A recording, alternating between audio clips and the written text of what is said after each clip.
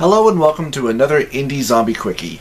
Today let's talk very briefly about Goblin Sword and Knightin Plus.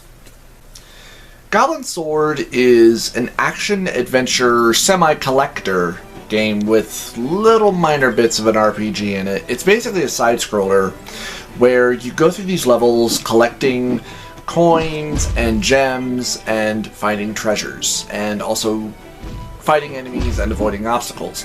At first, the levels start out very mundane, very simple, but the more jewels or goals that you unlock, and basically the more gems that you find, sooner you start unlocking more levels, and each level has a large amount of little mini levels to go through that can be pretty short.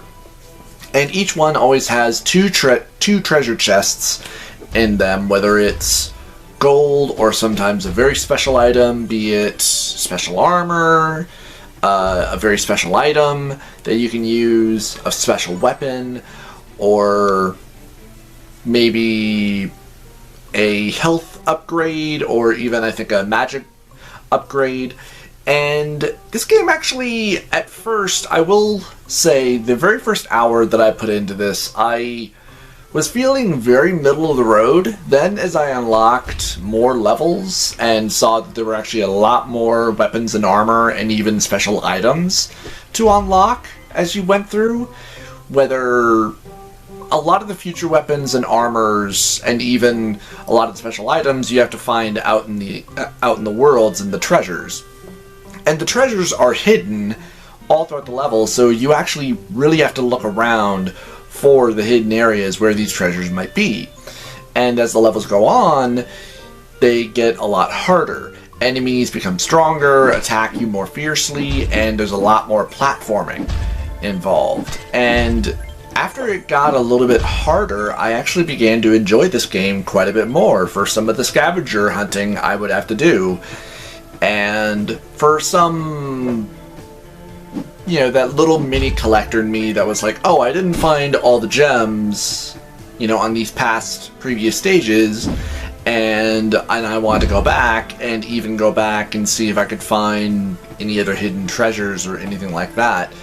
So I actually ended up playing this a little bit longer than I had originally intended and was enjoying it quite a bit more.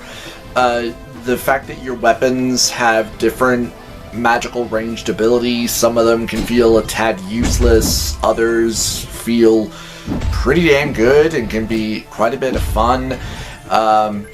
Some of the weapon variety at first isn't really too great, where one is faster than the other and another can be stronger, and then another is just really good all around. And usually it's the magic that the weapon can throw out, which I think even in the weapon display it can show, but you can only see these things when you go back to the merchant. There are also, I believe, unique items that you can find, but those only play into your homestead, which even then you can't really see all that well. There are boss fights, and I remember the very first boss fight felt very underwhelming, but obviously as the game goes on, they get much harder. So this game is definitely a big recommendation from me. So next let's talk about Knightin Plus. This is very, very Zelda-esque. Very. And what I thought would have been unique about it was its sense of humor or storytelling, but that really doesn't come into play all that much, only in between levels. Other than that, it's very Zelda.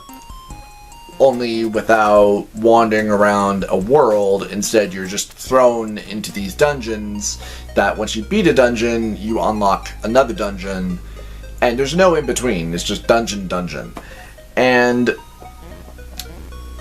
it becomes very Zelda-esque because of a lot of the abilities, where at one point you even get a sword that allows you to do the Zelda spin blade technique with it, and a shield that can reflect projectiles and whatnot, and a forward dash and whatnot. And And I do have to mention this because I was going to mention it in my initial thought or criticism of it, where I thought I had stumbled upon a glitch where so I was having a hard time with this puzzle until my good friend Andy, and I'll supply a picture of him, helped me solve it. But when I went to go retrieve the treasure, it reset the room, and I thought, oh, did I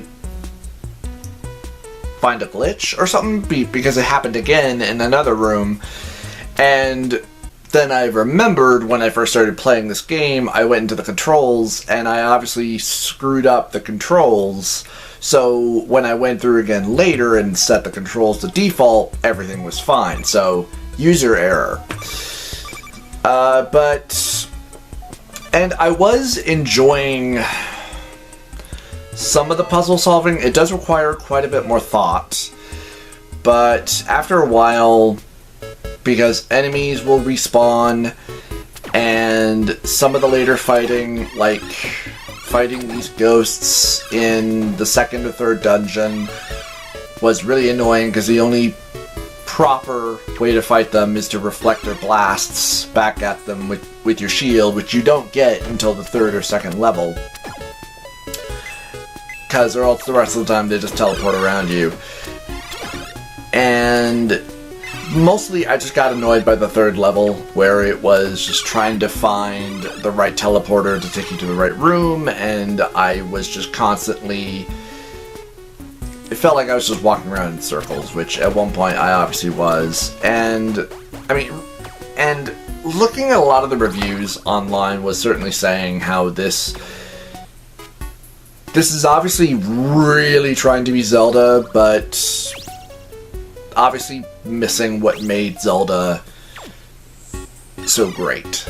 So, I mean, I would say check this out if you're curious, is all, but I'm not really sure I can give this a recommendation. But yeah, so those are my thoughts overall, but you know, do let me know what you think, and I'll see you guys next time.